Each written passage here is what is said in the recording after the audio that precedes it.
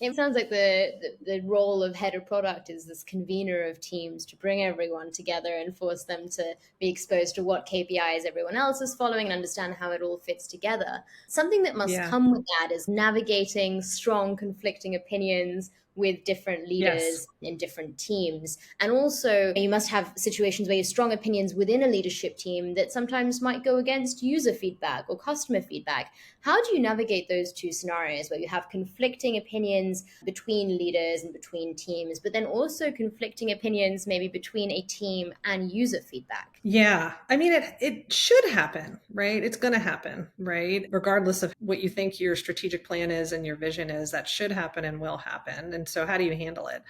Right. I mean, part of it is these forums for the bigger ones where there's a big strategic conflict, right? Not just an opportunity of a deal coming in, but maybe I'm seeing across the roadmap multiple investments in areas that are duplicative, right? Or not efficient, right? And sometimes I notice things, or sometimes there's one of my product team can run into that conflict, right? Of like, well, we had this hypothesis. This is saying this. This is not what we thought. What do we do about it?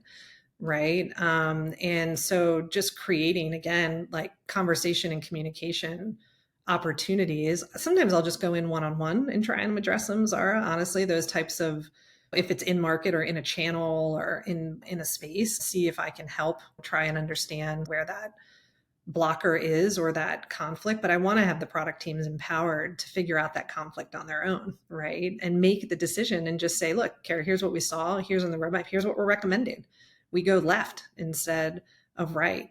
And or to understand that there is an ultimate decision maker. So this comes down to good old racy charts or whatever you want to do. Who's responsible, who's accountable, and who needs to be consulted. And ultimately, there is decision making, right, to be had. And I want to make sure my product team can be as powered as possible for decision making. But when you do have teams and partners that are impacted by that, how you communicate the deprioritization of something or why you want to bring them along, right? Because usually you hope that if you're doing that, it's because it has negative impact on the business or it's putting maybe the development so complex or something around how you can execute it that the time's just not right. You have limited resources, right? And you just have to be clear around what that decision matrix is, right? Around what you're doing versus we're conflicted. What do we do about it? It's like, well, okay, let's kind of come through this. And then there will be an ultimate decision maker. And sometimes that can be where things slow down is like, well, who decides that? Right? Who decides how to handle that conflict? My ideal, it's not always happened, is that your product person can make those recommendations because they know the market, they know the space, they know what their hypothesis is. Right.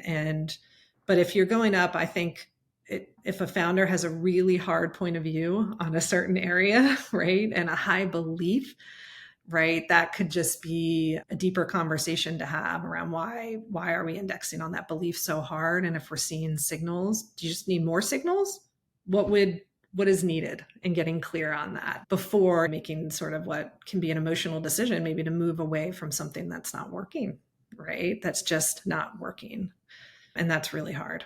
So, one, giving teams forums to discuss these disagreements, two, knowing what needs to be true to make a decision, and then three, really communicating those decisions and what led up to that decision with teams when you do have Yeah, disagreements. Even if a team feels like it didn't go absolutely. the way that they wanted, they understand why it didn't. You might have to, we use this term a lot at Springboard now, and I love it. I haven't used it as much as disagree and commit. At some point, you have to disagree and commit, right? And how far will the disagreement go? Where do you commit? How deep does someone believe? Maybe it's in a feature team or a pod or a cross-functional team. You got to disagree and commit. And I love that concept. And I find people will disagree and commit. And when they're not, it's because something's really deep under that. And that's important to get under. But most of the time, you can figure out a way to disagree and commit I love that. amicably and professionally.